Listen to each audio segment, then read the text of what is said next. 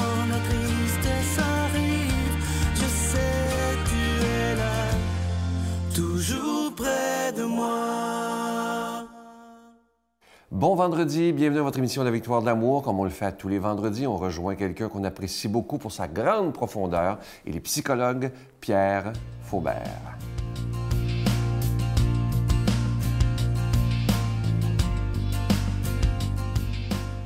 Bonjour, et ce matin, je vais parler un peu, parce que c'est toujours très bref, de ce que Jung appelle l'imagination active. Alors, à quoi ça sert l'imagination active?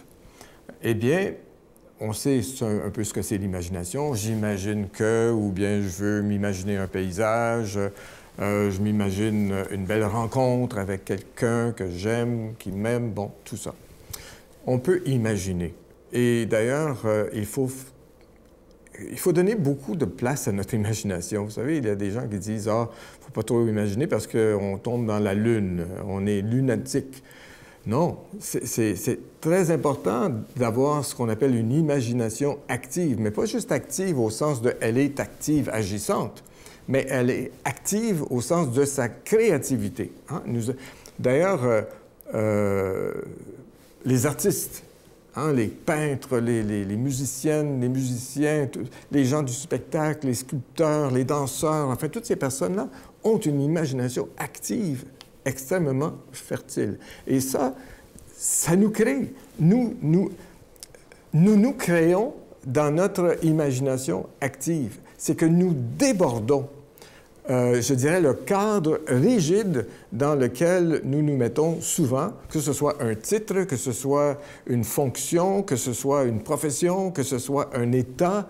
Vous savez, peu importe l'état dans lequel on est, eh bien, il y a toujours moyen de soit s'emprisonner ou bien d'être libre. Et l'imagination active, ça n'est pas une fuite. Au contraire, l'imagination active, c'est un moyen privilégié par Jung. D'ailleurs, lui, il appelait ça au tout début la fonction transcendante.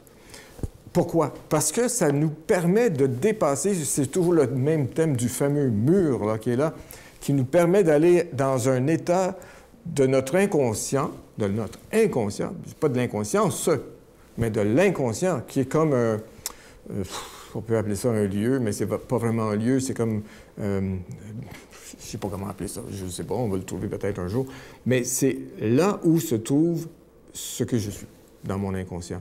Et l'imagination active, c'est ma façon d'aller voir qu'est-ce qu'il y a là. Il y a toutes sortes de choses, là. Il y a des bonnes choses et il y a des choses plus difficiles.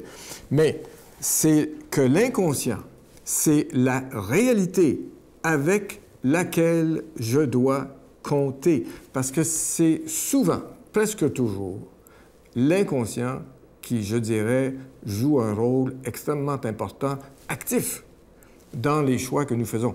Et, écoutez, on le sait, hein, on fait des choix qui sont répétés, des choix qui ne sont pas très, très constructifs. On fait des choix qui, je l'ai déjà dit, qui nous blessent, qui blessent les autres. Pourquoi? Eh bien, parce qu'on n'a pas visité notre inconscient. On n'est pas allé voir qu'est-ce qu'il y a là. L'imagination active, c'est comme prendre le temps, l'espace, le moment. Hein, vous vous rappelez, il n'y a rien de petit dans nos moments. Prendre le moment pour trouver à l'intérieur de nous, dans l'inconscient, qu'est-ce qui est là? Laissons émerger avec notre imagination active. Notre Père qui es aux cieux, que ton nom soit sanctifié, que ton règne vienne, que ta volonté soit faite sur la terre comme au ciel. Donne-nous aujourd'hui notre pain de ce jour. Pardonne-nous nos offenses comme nous pardonnons à ceux qui nous ont offensés. Ne nous laisse pas entrer en tentation, mais délivre-nous du mal, car c'est à toi qu'appartient le règne, la puissance et la gloire pour les siècles des siècles. Amen. Mon Père, je m'abandonne à toi. Fais de moi ce qu'il te plaira. Quoi que tu fasses de moi, je te remercie. Je suis prête à tout, j'accepte tout, pourvu que ta volonté se fasse en moi, en toutes les créatures. Je ne désire rien d'autre, mon Dieu. Je remets mon âme entre tes mains. Je te la donne, mon Dieu. avec tout l'amour de mon cœur, parce que je t'aime, et que ce m'est un besoin d'amour de me donner, de me remettre entre tes mains, sans mesure, avec une infinie confiance, car tu es mon Père.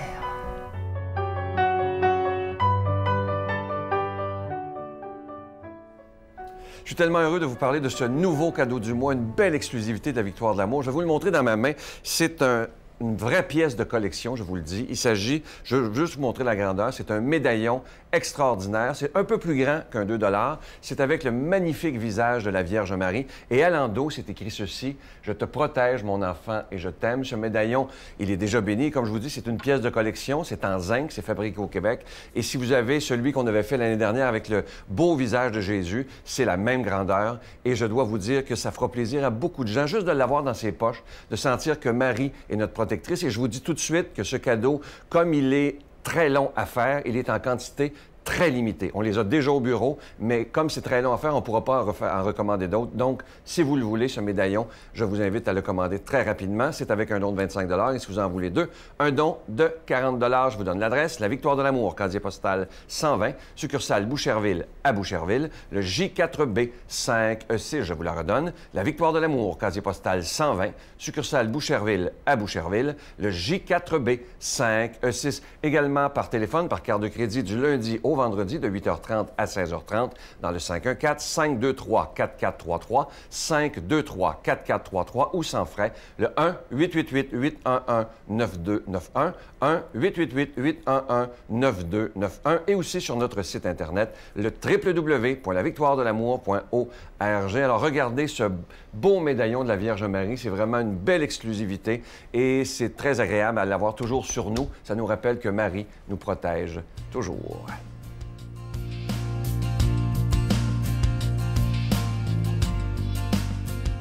Mon Dieu, donnez-moi la sérénité d'accepter les choses que je ne peux changer, le courage de changer les choses que je peux et la sagesse d'en connaître la différence. Amen. Aujourd'hui, la parole de Dieu est proclamée par notre ami, quelqu'un qui est là depuis les tout débuts de la Victoire de l'amour, un ami personnel d'ailleurs, l'abbé Donald Thompson.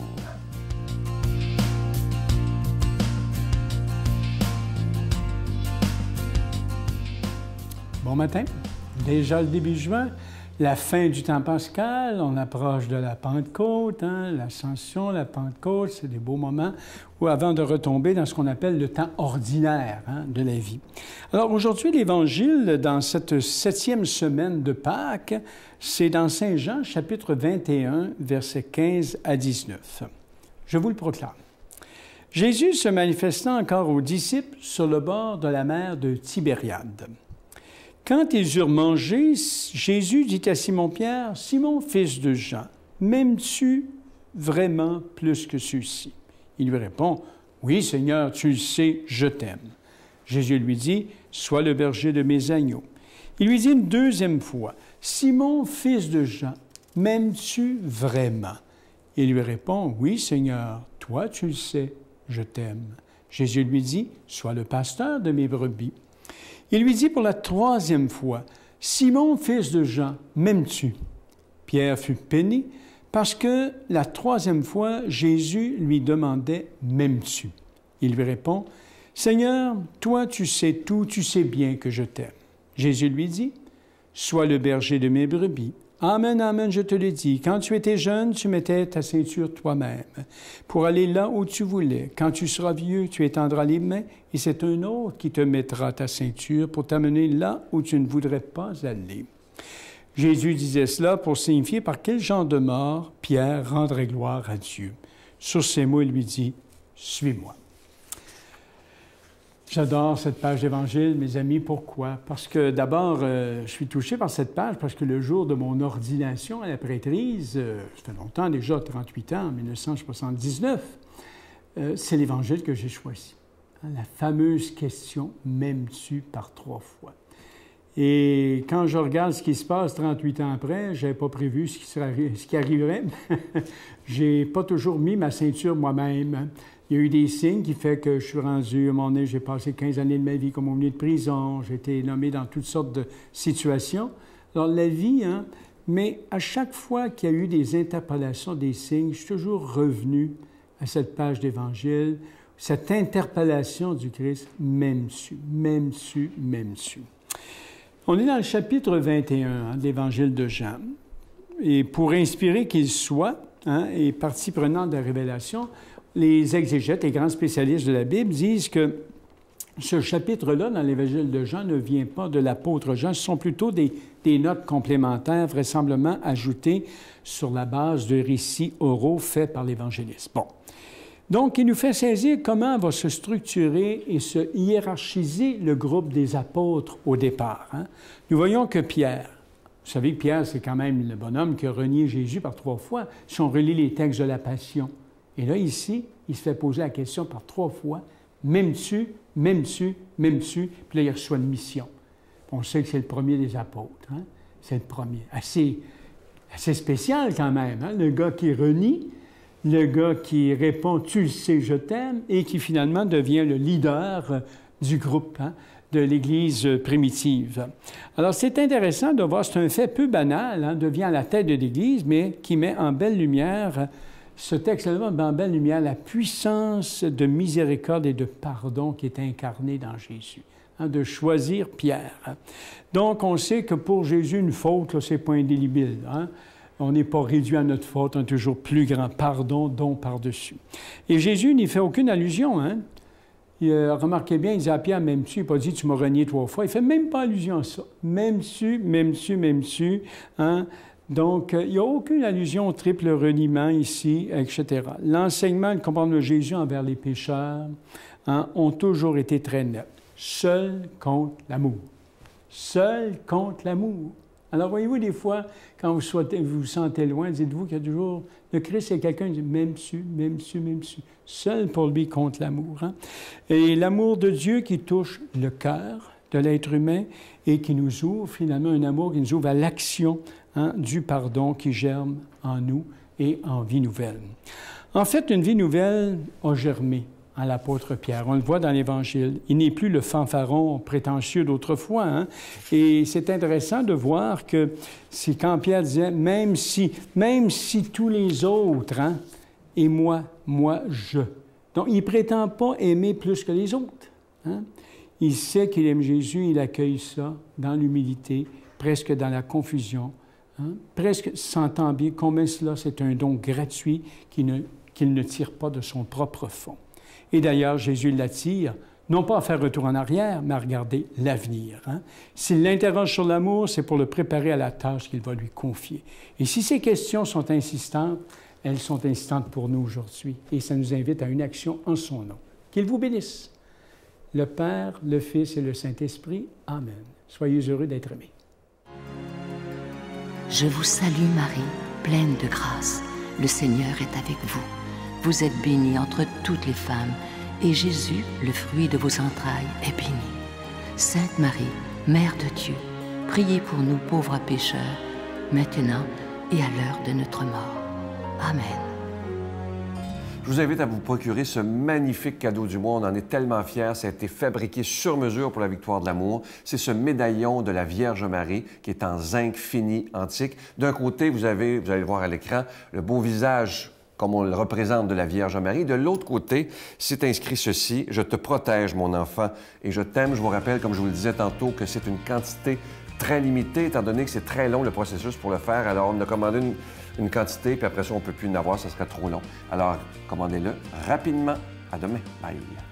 Mais la deuxième partie de la phrase, c'est comme soi-même. Donc ça présuppose... Et on l'oublie souvent. Ça présuppose qu'il faut s'aimer soi-même. Donc Jésus aussi nous intimait l'ordre, quelque part, d'apprendre à nous aimer. Et ça aussi, ça a été souvent oublié. Oui, tout à fait. Et c'est très important. Et je dirais même que c'est important parce que c'est peut-être difficile, finalement, d'aimer véritablement l'autre si on ne s'aime pas soi-même.